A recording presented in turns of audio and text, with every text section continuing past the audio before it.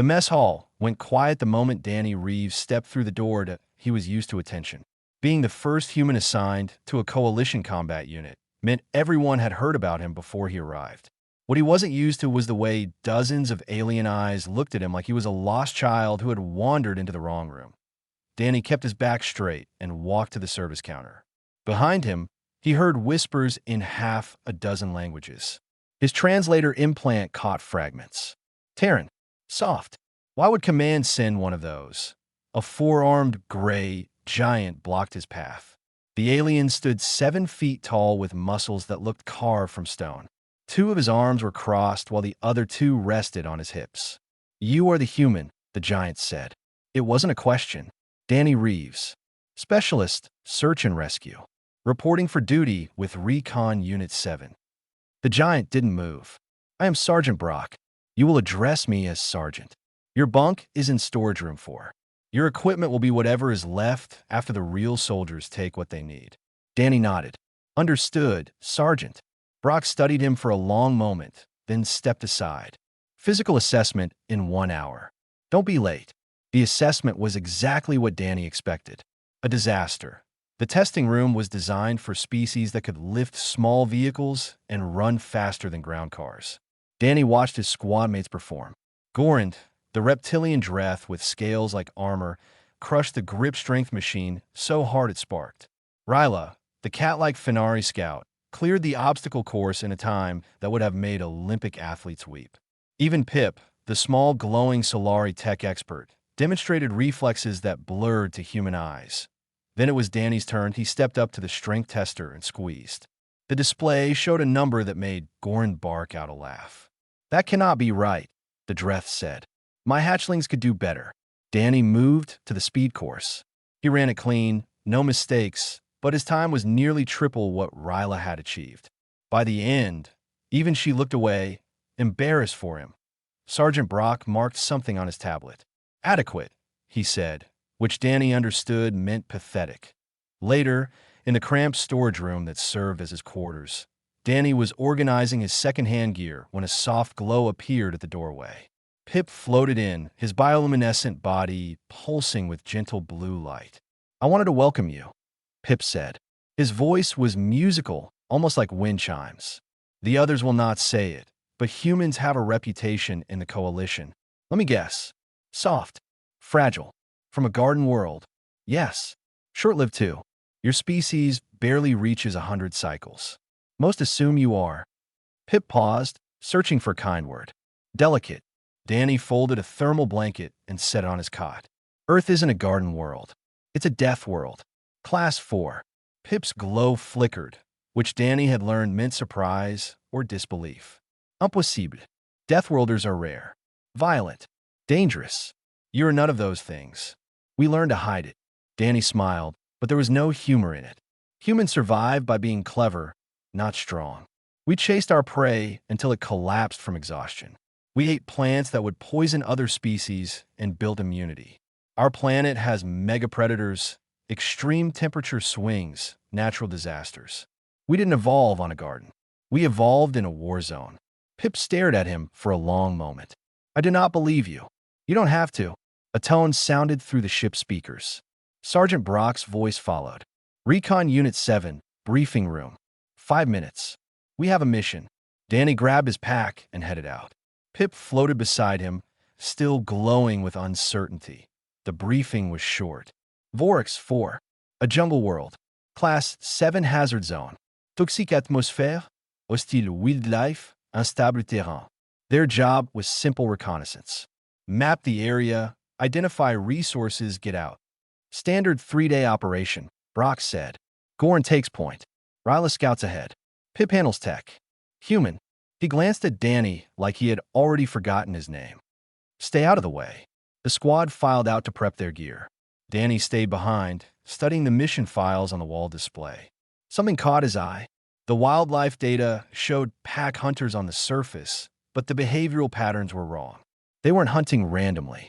They were herding prey towards specific locations. He found Brock in the armory. Sergeant, I noticed something in the planetary data. The predator movements suggest coordinated behavior, possibly driving targets toward underground nest sites. We should adjust our route to avoid. I did not ask for your analysis, human. Brock didn't look up from the weapon he was checking.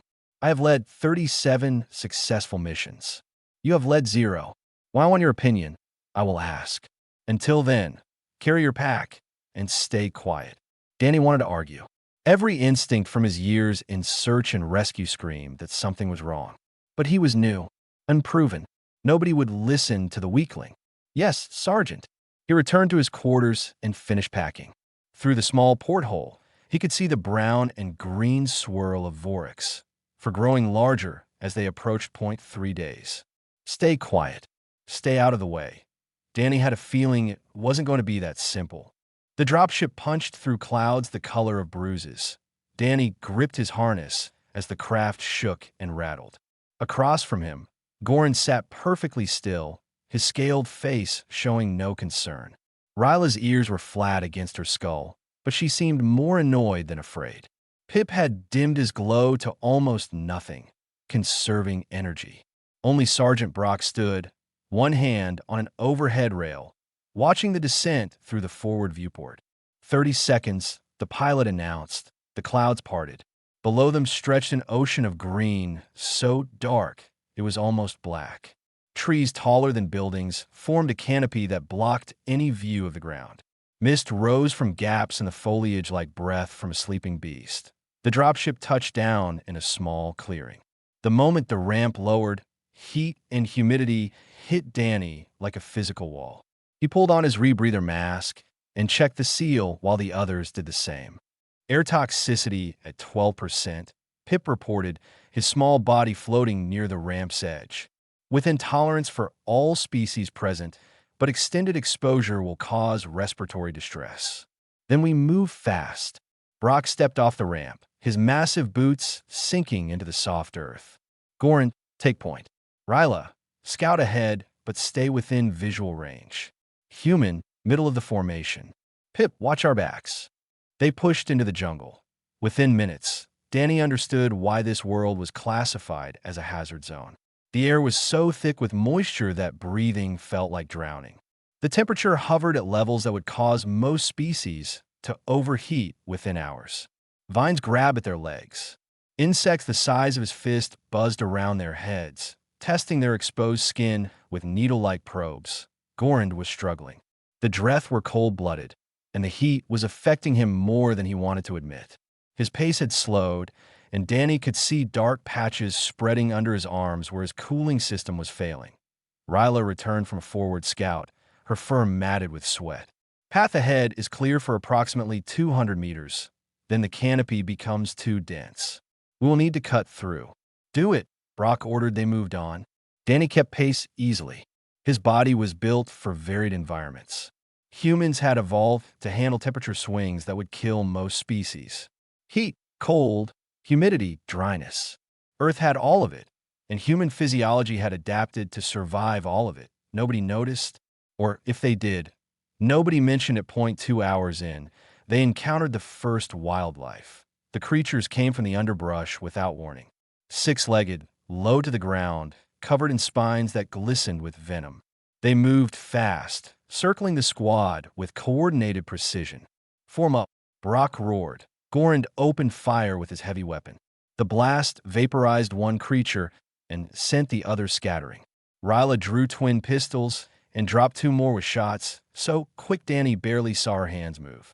Brock crushed one under his boot when it lunged at IP.in seconds. It was over. 5 dead creatures lay steaming on the jungle floor. Clear, Ryla announced. Danny hadn't moved. He hadn't fired a shot, but he hadn't been watching the fight. He'd been watching the jungle. Human. Goran's voice was harsh. What is your excuse? Too slow to fight? Too weak to hold a weapon? I was watching our flank. Our flank. Goran stepped closer, using his size to intimidate. The threat was in front of us. A child could see that. There was a 6th one, Danny said calmly. It hung back, watched the fight, but didn't join. When you killed the others, it retreated into the trees, headed southeast. So, one coward ran away. Why does this matter? Because pack hunters don't retreat alone. They regroup. and it went southeast, which is the same direction we're heading. Goran's lip curled, showing rows of sharp teeth. You think you know more about hunting than a giraffe. He shoved Danny hard enough to send him stumbling backward. Stay in your place, soft one. Brock watched the exchange, but said nothing. He simply gave the order to move out. That night, they made camp in a small depression between massive tree roots. The squad took turns on watch. 2 hours each. Danny wasn't assigned a shift. He took one anyway. When Ryla woke for her turn, she found Danny sitting exactly where she had last seen him. Alert, scanning the darkness. How long have you been awake? She asked. 6 hours. Her ears perked forward. Do humans not require sleep? We do, but we can push through when necessary. It's called persistence. When ancient humans hunted, they didn't chase fast. They chased long. Hours. Days. Until the prey collapsed from exhaustion. Danny checked his weapon without looking at her. We're very good at not stopping. Ryla settled beside him. For a while, neither spoke. The creature that retreated, she said finally. You believe it was reporting to others? I believe something on this planet is smarter than we're giving it credit for. Ryla considered this. Then she looked into the jungle darkness, her night vision far superior to his. I will watch with you. They sat together until dawn. When the first light filtered through the canopy, Danny spotted something that made his stomach drop. Bioluminescent markers on the trees. Faint, almost invisible, but forming a pattern. A trail that he stood quickly. Sergeant, we need to change course. These markers, they're leading us somewhere. I think the ground opened beneath them. Danny had 1 second to grab for a root, 1 second to feel his fingers close on nothing, and then he was falling into darkness. Danny hit the ground hard enough to see stars. For a moment, everything was chaos. Dirt rained from above. Someone was screaming. Emergency lights flickered red in the darkness, throwing wild shadows across wet stone walls that he forced himself to move. Roll onto his side. Check for broken bones. His ribs hurt, but they held. His left wrist throbbed. Sprained, not broken. He could work with that. Sound off. Brock's voice echoed through the cavern. It sounded wrong. Strained with pain. Ryla here. Bruised, but functional. Gorand, my leg is damaged. I can still fight. Silence from Pip. Danny pushed himself up and activated his helmet light. The beam cut through the dust and settled on a small, dimly glowing form pinned under a slab of rock. Pip! He scrambled over the debris. The Solari was alive, but barely. His bioluminescence flickered erratically, and his right leg was crushed under stone that weighed more than Danny did. I cannot feel my limb, Pip said, his voice thin. I believe this is bad. Stay still. Don't try to move. Danny looked around for help. Ryla was limping toward them. Gorand was dragging himself along the ground, one leg bent at an angle that made Danny wince. Brock stood with his back against the wall, cradling an arm that hung wrong at the shoulder. Everyone was injured. Everyone except him. Human. Brock's voice was tight with pain. Can you lift that stone? Danny tested the weight. It shifted slightly, but wouldn't budge. Not alone, but I can rig something. He didn't wait for permission. He grabbed a flat piece of debris and a fallen root that had come down with them. Simple physics. Lever and fulcrum. He positioned the root under the stone's edge, braced the debris as a pivot point, and put his full weight on the other end. The stone lifted. Barely, but enough. Ryla, pull him out. Now. She moved fast despite her limp. In seconds, Pip was free. His leg was bad, crushed below the knee, leaking fluid that glowed faintly in the darkness. But he was alive. Danny's mind was already racing through triage protocols. Ryla, find me something to use as a splint. Straight about this long. He held his hands apart. Gorand, I need your med kit. The gel patches and the binding tape. You are not a medic, Gorand growled, but he tossed his kit anyway. I was search and rescue for 6 years. I've treated injuries in places worse than this. Danny caught the kit and went to work. Clean the wound. Apply gel to stop the fluid loss. Splint the leg to prevent further damage. Bind it tight, but not too tight. Pip watched him work. You have done this before. More times than I can count. On your death world. Mountains. Deserts. Underwater caves. Once in the middle of a forest fire, Danny finished the binding and moved to check on Gorn. Earth doesn't care if you're ready. It tries to kill you anyway. We adapted. He splinted Gorn's leg next. The Dreth said nothing, but his yellow eyes tracked Danny's every movement with something that might have been confusion. Sergeant, Danny approached Brock. Your shoulder is dislocated. I can reset it, but it will hurt. Pain is nothing.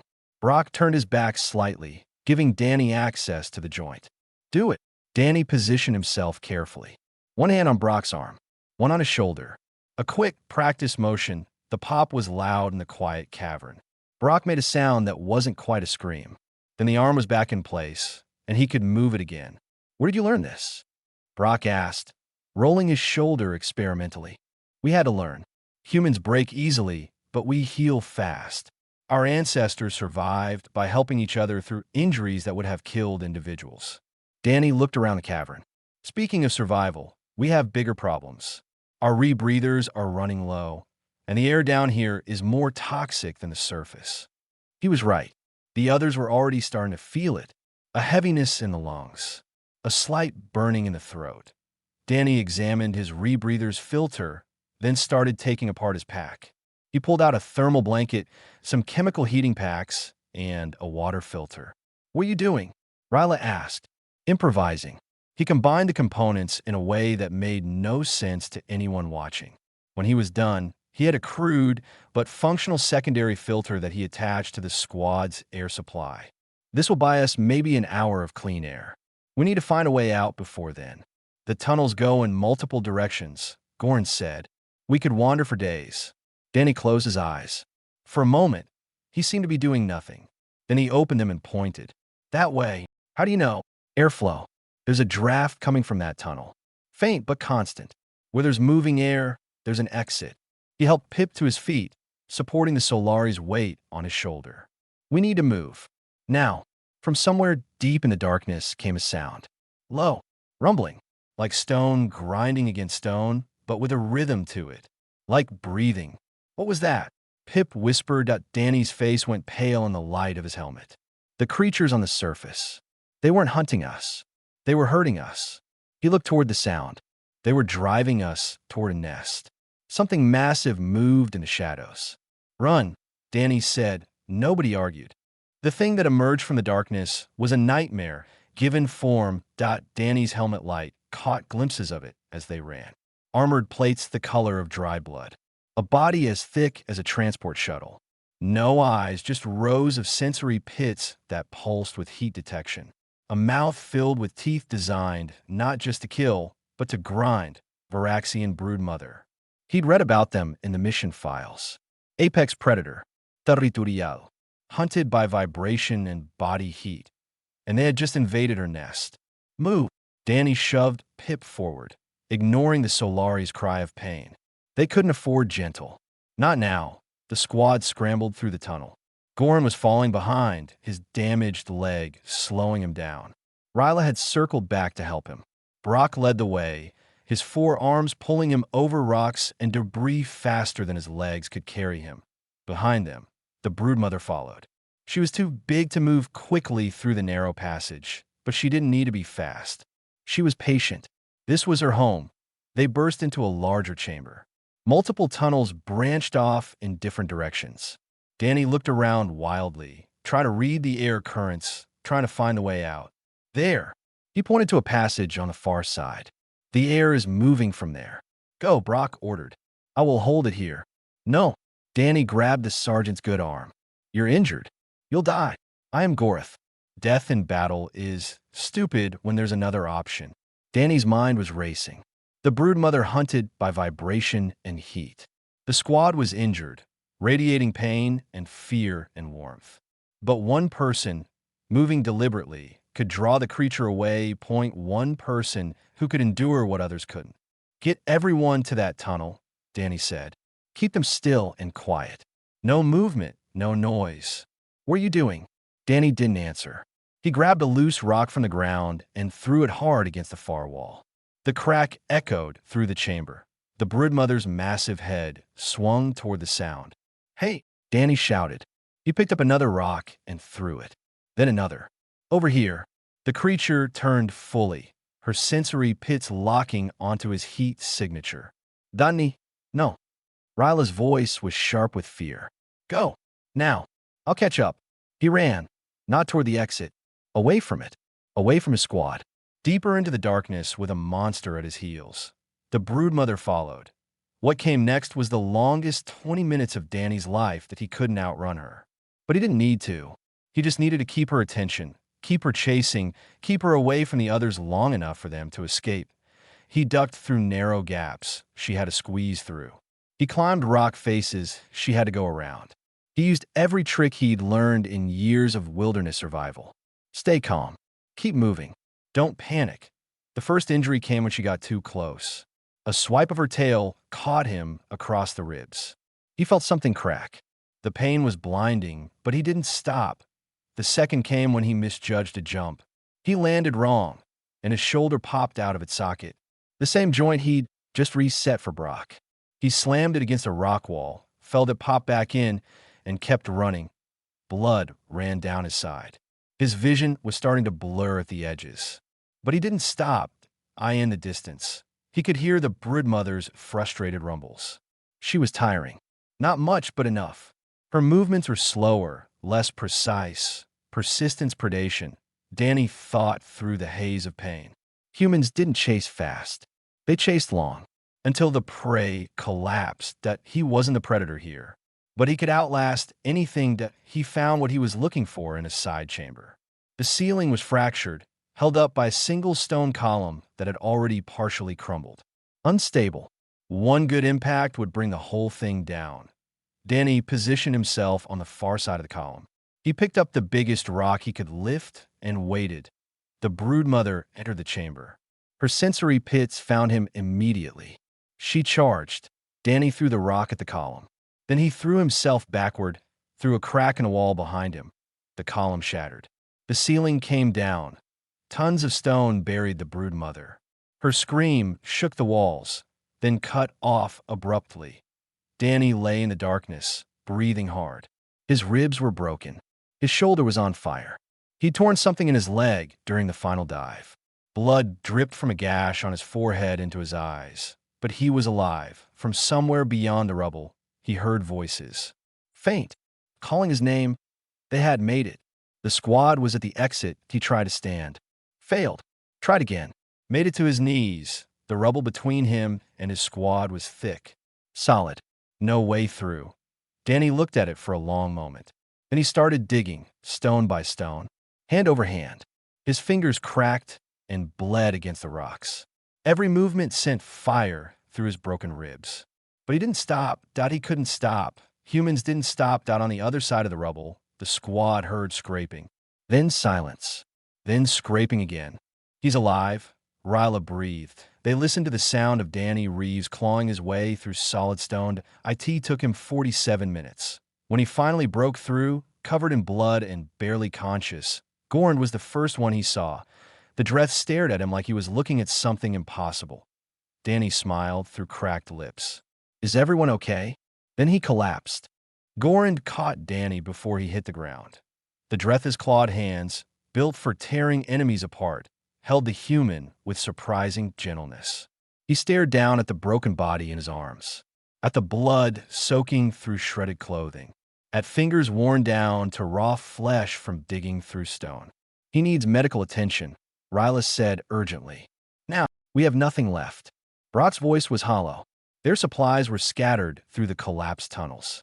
Lost at Danny's eyes fluttered open. For a moment, they were unfocused. Then they found Pip, still leaning against Ryla for support. The leg, Danny mumbled. Need to check the splint. Forget my leg. Pip's glow was erratic with distress. You are dying. Not yet. Danny tried to sit up. Failed. Tried again. This time, Gorn helped him. We need to move. More of those things could be coming.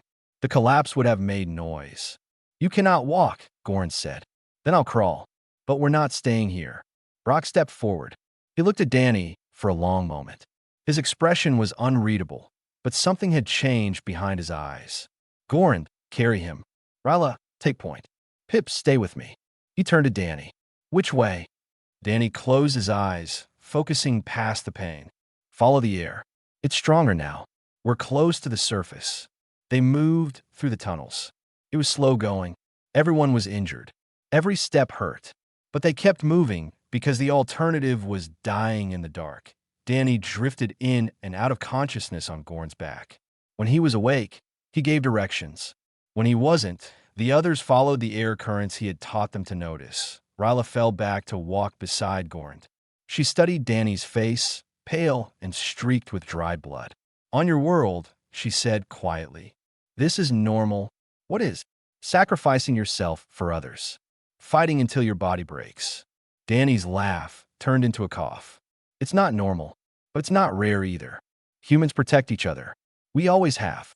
It's the only reason we survive. Your species is very strange. Yeah. He managed a weak smile. We get that a lot. Gorn spoke without turning his head. The brood mother. You led her away knowing you could not defeat her. You knew you would be injured. Perhaps killed. I knew I had the best chance of surviving long enough to matter. You were all hurt worse than me. Speed doesn't help against something that big. Strength doesn't matter when it outweighs you by tons. But endurance. Danny shook his head slightly. Endurance is what humans do. You could have run. Left us. No, I couldn't. The simplicity of the answer silenced Gorn. They walked for another hour. The air grew fresher. The tunnel walls showed signs of root penetration. Somewhere above, the jungle was waiting. Light ahead, Ryla reported. They emerged into a ravine choked with vegetation. Pale morning sun filtered through the canopy. After the darkness of the caves, it was almost blinding. Danny lifted his head and saw something that made him sag with relief. On the ridge above, partially hidden by ferns, was the blinking beacon of their emergency extraction point. There, he managed. The dropship. We made it. Brock activated his communicator. Static crackled, then a voice came through. The pilot, still waiting at the landing zone. Recon 7, this is Steadfast. Please confirm status. Multiple injuries. Require immediate extraction. Homing on my signal. Copy, Recon 7. Ahut. Hold position. They climbed the ravine. It took everything they had left. Gorn had to shift Danny to his front, climbing one-handed while cradling the human against his chest. Ryla helped Pip. Brock went last, watching their backs. When they finally reached the top, the dropship was already descending. Danny insisted on walking to the ship under his own power. It took him 3 tries to stand. He swayed, nearly fell, and felt a hand catch his arm. Brock, the Gora's sergeant, didn't say anything. He just walked beside Danny, close enough to catch him if he fell again. They boarded the ship. The medical systems activated immediately, drones swarming around the injured. Danny was eased onto a stretcher while machines began assessing the damage. Multiple fractures, internal bleeding, severe laceration, shoulder trauma, finger bones compromised, significant blood loss. The medical drone paused, as if processing something unexpected. Patient remains conscious. This is unusual given injury severity. We're stubborn, Danny said. The sedative hit before he could say anything else. Brock stood over the stretcher, watching the human's eyes close. Behind him, Gorn and Ryla and Pip gathered at the medical bay's entrance. Sergeant, Ryla said quietly. What do we tell command? Brock was silent for a long moment. The truth, he finally said. We tell them that the human saved our lives. All of us. And that I was wrong about him.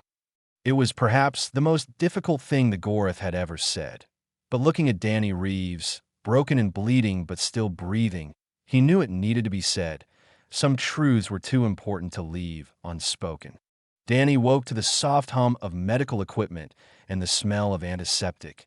For a moment, he didn't know where he was. The ceiling above him was white and clean. No stone, no darkness, no monsters. Then the memories came back. The caves, the brood mother, digging through rubble with broken hands that he tried to sit up and found that his body disagreed with the idea. Everything hurt, but it was a healing kind of hurt. The worst was over. You are awake. Danny turned his head. Pip floated beside his bed, his bioluminescence restored to a healthy, steady glow.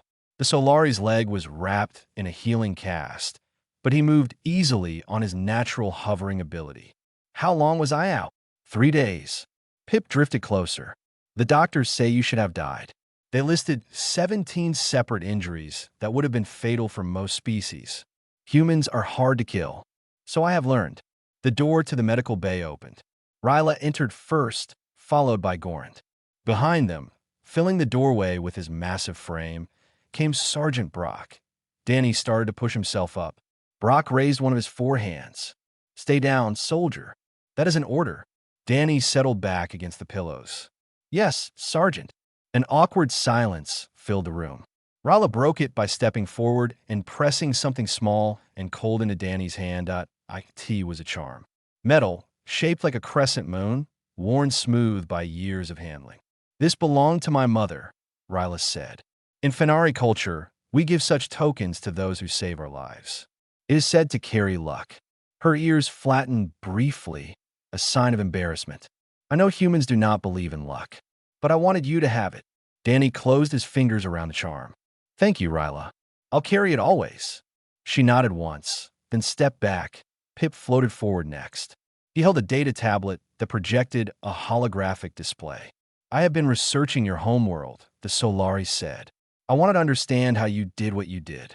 The display showed Earth, its oceans, its continents, its storms and volcanoes and fault lines. Your planet has 2,000 active volcanoes, earthquakes that level cities, storms that span entire regions, temperatures that range from lethal cold to lethal heat, and a wildlife. Pip's glow flickered with what Danny now recognized as horror. Your planet has creatures that hunt humans. Not millions of years ago. Now, today, we share the planet with them, Danny said. Always have. And you evolved to run things to death. Persistence hunting. We couldn't outrun our prey. So we followed it. For hours. Days. Until it collapsed from exhaustion. Danny smiled slightly. Our ancestors were terrifying. Pip shook his head, still looking at the data. Your world is a nightmare. It's home. The Solari had nothing to say to that. Gorant approached the bed. He moved stiffly, his legs still healing, but there was no hesitation in his steps. For a long moment, the Dreth just stood there. His yellow eyes studied Danny with an intensity that would have been threatening a week ago. Then he raised his right arm and pressed his closed fist against his chest. Among my people, Gorant said, this is the highest honor a warrior can give. It is reserved for those who face death for others, those who show courage beyond measure. He held the salute. You have earned it, Danny Reeves. I was wrong about you. I will not be wrong again.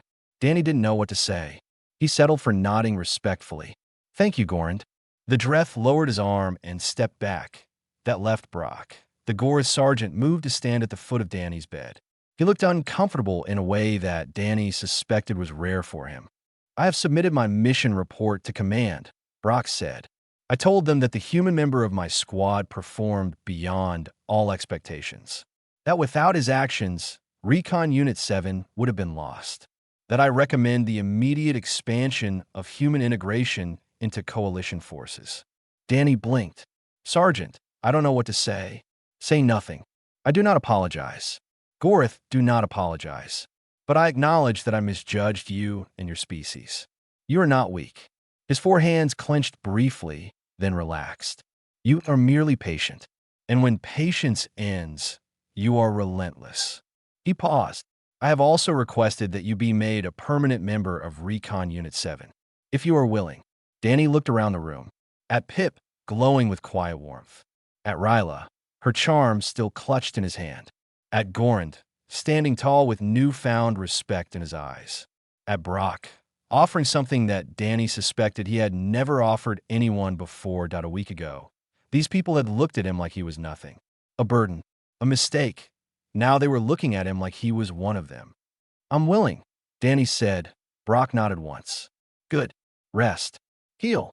Training resumes in 2 weeks. He turned and left the room. Gorant followed. Ryla lingered for a moment. The mess hall went quiet again when news of the mission spread, she said. But this time it was different. This time they were quiet because they were listening. Everyone wants to know about the human who killed a brood mother alone. I didn't kill it alone. I just kept it busy. That is not how the story will be told. She smiled, showing small, sharp teeth. You will have to get used to being a legend, Danny Reeves. She left. Pip was the last to go. At the door, he turned back. I still do not fully understand humans, he admitted. But I'm glad you are one of us now. Then Danny was alone. He lay back and stared at the ceiling. In his hand, Ryla's charm was warm against his palm. Through the window, he could see the stars drifting past as the steadfast wind continued its patrol. A week ago, he had been the weakling, the soft one, the burden. Now he was part of something, a squad that had bled with him and would bleed for him. It felt, Danny realized, like coming home. He closed his eyes and let himself rest. He had earned it.